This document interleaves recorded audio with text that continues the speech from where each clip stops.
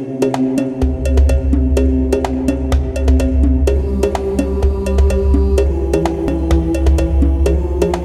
et messieurs, bonjour, bienvenue au Grand Entretien d'Instafrique.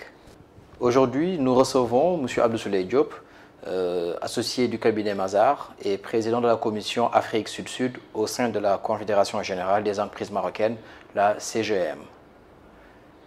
M. Diop, bonjour. Bonjour à Instafrique. M. Diop, merci de nous recevoir. Nous allons parler aujourd'hui de la coopération économique entre le Maroc et l'Afrique subsaharienne. Déjà, pouvez-vous nous décrire l'image qu'ont les entreprises marocaines sur ce continent qui est maintenant le nouvel Eldorado et qui est un fleuron du business et d'où le Maroc est très présent? Disons qu'aujourd'hui, le Maroc a compris, et les entrepreneurs marocains ont compris que leur zone de croissance aujourd'hui est le continent. Je m'explique, jusqu'à un certain nombre d'années récentes, le Maroc avait une vision vers les marchés classiques européens qui étaient les partenaires stratégiques. Depuis la récession, depuis la crise et concomitamment le développement de l'Afrique, les entreprises marocaines se rendent compte qu'il y a un grand gisement de croissance qu'ils ont à un moment délaissé et qui aujourd'hui présente beaucoup d'opportunités. C'est vrai qu'au départ, c'est un mouvement qui avait été initié par des acteurs, notamment bancaires, aériens, télécoms. Mais aujourd'hui, ça devient un véritable mouvement d'ensemble, parce que les entreprises marocaines comprennent que le continent est un prolongement naturel du marché marocain sur le plan économique. Et aussi sur l'impulsion de Sa Majesté. Oui, il est clair que le grand coup d'impulsion a été donné par Sa Majesté à plusieurs niveaux. Un premier niveau, c'est que dès son accession au trône, il a eu plusieurs visites, ce qui a permis à beaucoup de Marocains de démystifier le continent, parce qu'ils se disaient, bon, si Sa Majesté y va, donc ça veut dire qu'il y a moins de risques qu'on le pense. Oui. Et deuxièmement, il a donné une dimension mixte, à la fois économique et sociale, à ces différentes visites. Donc c'est ce qui a permis effectivement de pousser les entreprises marocaines à y aller. Il a en fait mis un terreau très favorable. Et ce qui est encore plus intéressant, c'est qu'il est très innovateur en termes de démarche vis-à-vis de continent. C'est ce qui explique pourquoi, lors de la dernière tournée en mai 2015, on a lancé ce qu'on appelle les groupes d'impulsion économique, particulièrement au Sénégal et en Côte d'Ivoire, pour donner une nouvelle impulsion à cette coopération économique après un recul d'une dizaine d'années. Oui, mais maintenant, quelle est l'image que se font les entrepreneurs marocains? Est-ce une image carrément positive, quelquefois mitigée entre opportunités et risques? Quelle est l'image que vous avez en tant qu'expert de la question? Disons qu'aujourd'hui, il y a trois catégories d'entreprises marocaines. Oui. Il y a les entreprises marocaines qui pratiquent, qui ont déjà l'expérience et qui en tirent les fruits. Par exemple, les banques, les sociétés d'électricité, qui voient que les télécoms, qui voient que leur résultat est drivé par ces investissements qu'ils ont fait sur le continent il y a une dizaine d'années. Ces entreprises-là ont une vraie conscience que l'Afrique constitue pour eux un véritable relais de croissance.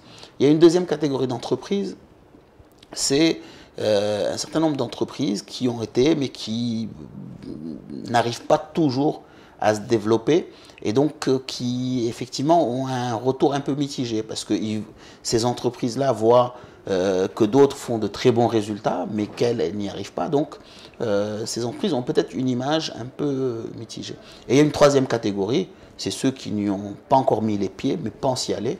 Et celles-là sont plus la vision du risque parce qu'effectivement c'est des entreprises qui ne connaissent pas encore le continent. Donc il y a ces trois catégories, mais je pense que globalement aujourd'hui, avec en plus l'impulsion de Sa Majesté et les résultats que font certains groupes, les entrepreneurs marocains ont conscience qu'il y a des opportunités, même si ils savent que bon, c'est un acte d'investir, donc il y a des risques qui y sont attachés.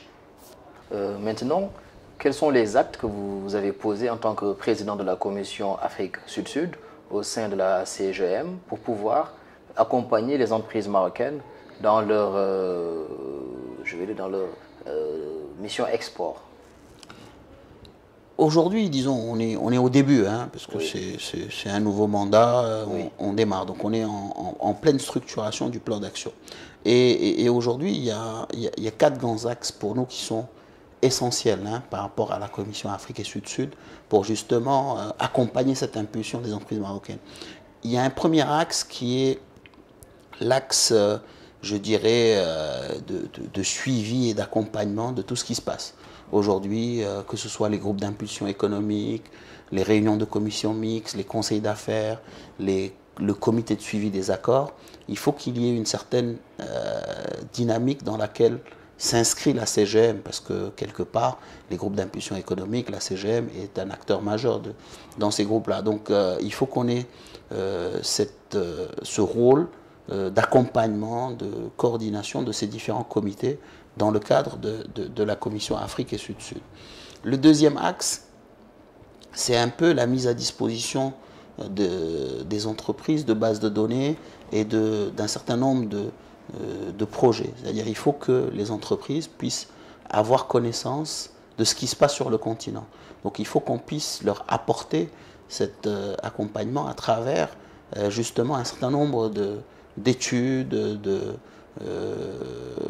d'analyses, d'identification de projets importants qui se passent dans les différents pays, d'appels d'offres pour pouvoir apporter justement aux entreprises la matière qui leur permet d'y aller. Aujourd'hui, beaucoup d'entreprises veulent y aller mais ne savent pas par quel bout commencer. Il y a des projets intéressants où des entreprises marocaines peuvent aller. Donc on aura un rôle de mise à disposition de ces informations, de ces données pour pouvoir justement y aller.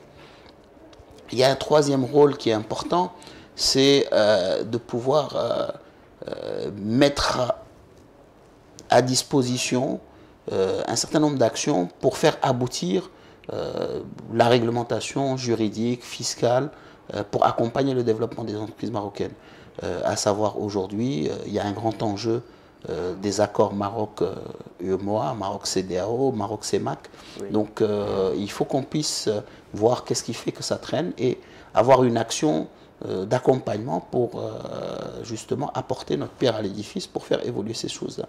Parallèlement également, toujours dans ce troisième volet d'accompagnement sur les accords et sur les actes juridiques et fiscaux, aujourd'hui il est dommage que le Maroc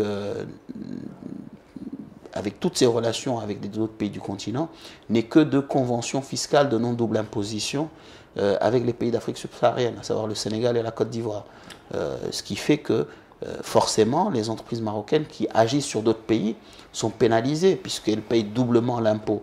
Donc aujourd'hui, il faut qu'on puisse réellement identifier les pays clés où les entreprises marocaines interviennent pour pouvoir faire aboutir des conventions fiscales de non-double imposition pour ces pays-là. Et le dernier axe, c'est tout l'axe de conseil, de formation, d'ouverture vers des B2B, des missions de développement. Il faut qu'on puisse construire toute une démarche pour justement accompagner les entreprises, leur apporter un certain nombre de conseils et aussi leur ouvrir des perspectives dans le cadre de missions B2B ou de partenariats dans certains pays. Donc voilà un peu les 4 grands axes sur lesquels aujourd'hui on est engagé et sur lesquels on pense que la Commission Afrique pourra vraiment apporter de la valeur ajoutée pour les entreprises marocaines. Bien entendu, l'Afrique est un volet très important, mais il ne faut pas oublier aussi que c'est Afrique et Sud-Sud. Donc il y a tout l'aspect aussi en relation avec notamment la Chine, l'Inde, les autres pays du Maghreb, les pays du Golfe, qui aujourd'hui également sont des acteurs qui s'intéressent à l'Afrique, qui voudraient faire du Maroc leur hub. Donc on aura aussi un petit rôle à jouer dans ce dispositif-là. Donc voilà, résumé, les quelques éléments du plan d'action sur lesquels on compte vraiment apporter de la valeur ajoutée aux entreprises marocaines par rapport à leur ambition sur le continent et avec les autres acteurs des pays du Sud. D'accord. Maintenant, à part ces 4 axes, est-ce qu'il y a d'autres projets ou bien d'autres innovations qui sont dans le court terme ou bien au courant 2016, disons? Je pense que ces 4 axes sont déjà extrêmement importants. Oui. Si on arrive à faire quelque chose dans ces 4 axes, on aura largement réussi les éléments. Maintenant, bon, à court terme, bien sûr, on va très rapidement les enjeux à court terme, c'est les groupes d'impulsion. Hein. Oui. On a des calendriers, c'est des groupes d'impulsion qui ont été lancés sous la houlette de Sa Majesté et des chefs d'État des pays concernés. Il faut qu'on puisse très rapidement avoir des résultats. Donc c'est parmi les priorités aujourd'hui de faire dynamiser ces groupes d'impulsion. Et je pense qu'on a du travail pour la rentrée. Maintenant, parlons des missions export. Nous savons que vous accompagnez pas mal d'entreprises. Comment se passent ces missions d'export de façon pratique? Comment se comportent les entrepreneurs marocains qui découvrent le continent et quel est le retour qu'ils ont après ces missions d'export? Vous savez, sur les missions d'export, il y a différentes catégories de missions. Oui. Il y a ce que je vais appeler les missions d'exploration. Je veux dire, aujourd'hui, il y a des acteurs, notamment Maroc Export, qui organisent des missions où pendant une semaine, on fait 3 pays pour voir un peu quelles sont les opportunités. Missions qui peuvent être multisectorielles ou sectorielles. Ces missions d'exploration ont, pour moi, une vocation à faire découvrir le potentiel de 2 ou 3 pays en une courte période. Et pour les entreprises, ça leur permet de dire est-ce qu'on met une croix sur le pays ou est-ce qu'au contraire, il faut creuser. Mais normalement, c'est de l'exploration. Hein. Ce n'est pas sur une mission de cette nature que vous allez signer des contrats à moins que vous ayez fait un travail en amont. Mais ça vous permet très rapidement de voir le potentiel, d'avoir à disposition toute une logistique qui vous accompagne, d'avoir des B2B avec des acteurs et donc de pouvoir identifier des points de départ pour une suite. Donc ça, c'est une première catégorie de mission et je pense que depuis que Maroc Export a lancé ses missions sur le continent, il y a 5 ans, je pense que beaucoup d'entreprises qui sont aujourd'hui sur le continent n'y seraient pas y allées s'il n'y avait pas ces missions export. Et donc c'est à tout l'honneur de Maroc Export. Il y a une deuxième catégorie de missions qui sont plus ciblées, qui sont aussi organisées quelquefois par Maroc Export, qui sont des missions sectorielles avec des petits groupes sur un pays ou deux pendant une période plus longue. Celles-là, elles sont encore plus concrètes parce qu'elles permettent déjà de cibler un secteur, d'avoir identifié au préalable le potentiel de ce secteur et de donner du temps aux entreprises pour réaliser la démarche commerciale.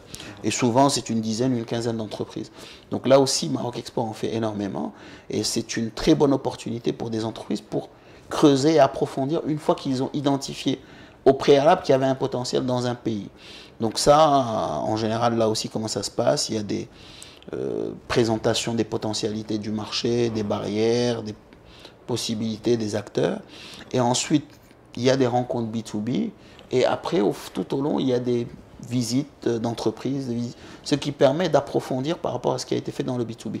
Et surtout, élément très intéressant, il y a par la suite une incoming mission, c'est-à-dire que les entreprises qui ont été visitées et qui présentent le plus de potentiel de partenariat sont invitées au Maroc pour poursuivre la démarche. Donc il y a un accompagnement qui va jusqu'au bout. Donc là aussi, c'est des missions qui sont très intéressantes et qui permettent de pousser et de creuser. Après, il y a aussi des missions qui sont faites en partenariat. Maroc Export le fait quelquefois en partenariat avec des banques ou d'autres acteurs. Récemment, il y a eu la deuxième mission avec la Banque Centrale Populaire. Donc ça aussi, c'est intéressant. Et après, il y a une dernière catégorie de missions, c'est les entreprises qui prennent l'initiative elles-mêmes d'aller faire une mission sur le terrain avec des consultants ou tout seul. En prospection plus longue. Là aussi, bon, c'est ciblé, ça a un intérêt. Donc il y a beaucoup de dispositifs qui sont présents, qui permettent d'y aller. Maintenant, on a parlé de Maroc Export, on a parlé de la Banque Populaire. Il ne faut pas oublier aussi qu'il y a d'autres acteurs qui aussi interviennent. Il y a par exemple l'ADA, l'Agence de développement agricole, qui quelquefois organise des missions en marge de salon. Il y a récemment la Chambre française de commerce qui commence à organiser des missions. Donc l'Afrique suscite beaucoup d'intérêt. Il y a une ébullition très forte, donc ce qui fait qu'il y a beaucoup d'acteurs qui y vont. Maintenant, bon, il faut juste que certains préalables et certains garde-fous soient mis en place pour que ces missions réussissent. et que pour que les gens profitent vraiment du potentiel africain. D'ailleurs, quelle est la valeur ajoutée de l'entrepreneur marocain pour aller faire ces missions? Ben, il faut dire qu'aujourd'hui, ne l'oublions pas, le Maroc a quand même 3 avantages qui ne sont pas négligeables. Oui. Le premier avantage, c'est que le Maroc a un niveau de développement qui, pour beaucoup de pays africains, au sud du Sahara, pourrait constituer un modèle. Ce qui se passe au Maroc, ce qui s'est passé durant ces 10 ou ces 15 dernières années, en tant que témoin hein, de ce qui s'est passé, aussi acteur, hein, parce que, comme vous le savez, nous sommes vraiment partie prenante à ce développement du Maroc. Je pense que le Maroc est un vrai modèle de développement dans beaucoup d'axes, que ce soit les choses qui ont réussi ou qui n'ont pas réussi pour les pays d'Afrique subsaharienne. Et surtout, le deuxième avantage, c'est qu'il y a quand même une proximité à la fois culturelle et de situation. Les mêmes défis, des problèmes d'infrastructure, des problèmes de jeunesse, d'accès à l'éducation, d'accès à la santé, de ruralité, de dépendance au monde agricole, d'insuffisance de ressources naturelles, etc. Donc on a beaucoup de similitudes qui donnent à ce Maroc le deuxième avantage, qui est cette proximité à la fois culturelle, géographique et de typologie d'économie. Et le troisième avantage qu'il ne faut pas négliger, c'est qu'aujourd'hui Casablanca devient un véritable hub économique pour l'Afrique, que ce soit pour les entreprises marocaines ou même pour les multinationales qui font de Casablanca leur hub de développement. Donc ces 3 avantages sont vraiment à mettre en synergie et à ne pas négliger. C'est pas juste une volonté, c'est que derrière il y a une vraie synergie possible, il y a un vrai apport que les entreprises marocaines peuvent donner à ces différents pays. Et bien sûr, bon, il y a de l'expertise qui est là aussi, hein, puisque ces entreprises ont toutes été dans le dispositif qui a accompagné le développement du Maroc. Maintenant, pour finir, M. Diop, est-ce que vous pouvez nous décrire quelles sont les plus grandes opportunités qu'offrent les marchés africains et quels sont les risques aussi? Parce que d'habitude, les gens sont plus à parler des risques que des opportunités. Est-ce que vous pouvez nous décrire peut-être 3 conseils à donner à tout entrepreneur marocain qui compte s'investir en Afrique? Ben, sur les opportunités, aujourd'hui, vous savez, vous avez beaucoup de silos d'opportunités. C'est variable, c'est fonction des pays. Les premiers silos d'opportunités sont ceux qui sont au cœur des politiques de développement de ces pays. Je veux dire, aujourd'hui, il y a un sujet essentiel qui est l'agriculture et la transformation des produits agricoles. Beaucoup de pays africains regorgent de potentialités agricoles, de terres, de fruits, de légumes, de beaucoup de matières, mais il y a très peu de transformation. Il y a beaucoup de terres agricoles inutilisées et il y a peu de transformation. Donc, dans l'agriculture, il y a un énorme potentiel pour l'intensification agricole. Dans la transformation des matières, il y a un agricole ou agro-industriel, il y a un vrai potentiel. Après, bien sûr, vous avez les défis de l'infrastructure. Oui. Aujourd'hui, tous les pays sont ouverts à des partenariats publics-privés, que ce soit dans les infrastructures routières, aéroportuaires, portuaires, l'eau, l'électricité, l'assainissement. Donc vous avez de vraies niches d'opportunités. Après, vous avez aussi les services, les technologies d'information. Aujourd'hui, on va vers des villes vertes, les pays africains sont autant... on dit on a raté la révolution industrielle. Aujourd'hui, la révolution numérique, il ne faut pas qu'on la rate. Et tout le monde a son téléphone, certains ont leur smartphone. Il y a beaucoup de choses qui peuvent se dérouler en Afrique, les services financiers. Donc les opportunités sont très nombreuses.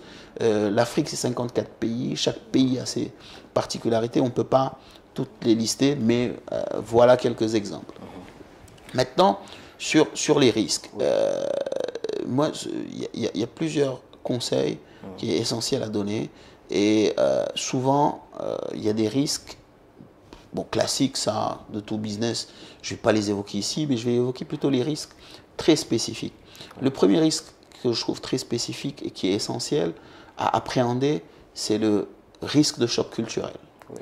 Aujourd'hui, on a tendance à penser, en tant qu'entreprise marocaine, que bon, on a rencontré M. Cheikh à Casa, on le connaît bien, on s'entend bien, donc on connaît le Sénégalais. Non, on ne connaît pas le Sénégalais à travers juste les rencontres qu'on a faites avec ce Sénégalais à Casa, à Paris ou ailleurs sur les bancs de l'école. Il faut aller comprendre, comme ce qu'on fait quand on va en Asie, pour comprendre la culture. Il y a des spécificités culturelles qui sont différentes. Le style de management influe. Je donne un exemple souvent, c'est que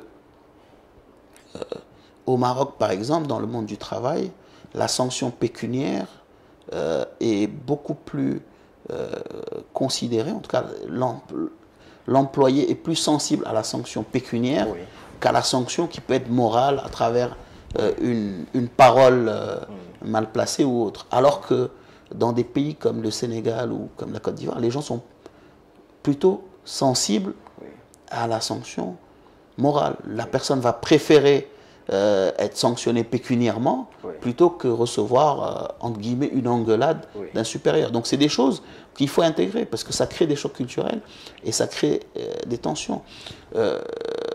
Et également, dans ce dispositif lié à la culture, il faut éviter souvent d'être arrogant ou de venir avec ses grands souliers. Et souvent, c'est le conseil que je donne aux opérateurs marocains. Ne pensez pas que les gens chez qui vous allez sont des gens qui sont, en termes de formation, moins formés que vous ou connaissant moins la technicité que vous. Non, non, c'est des gens qui sont souvent bien formés, qui peut-être n'ont pas eu l'opportunité et les moyens de développer, d'aller jusqu'au bout de leurs idées, mais on trouve d'excellentes ressources dans ces pays-là. Donc, le choc culturel est important. Le deuxième élément essentiel, c'est le risque lié à l'action du loup solitaire. Souvent, on y va tout seul, on veut faire tout soi-même, etc. Il est important d'éviter ce risque en s'adossant à un partenaire local. Ça, c'est très important. D'où les joint ventures. Joint venture, partenaire local, recruter des ressources localement. Ça, c'est essentiel pour pouvoir réellement réussir dans la durée. Sinon, on peut faire des coups, mais on ne veut pas réussir dans la durée.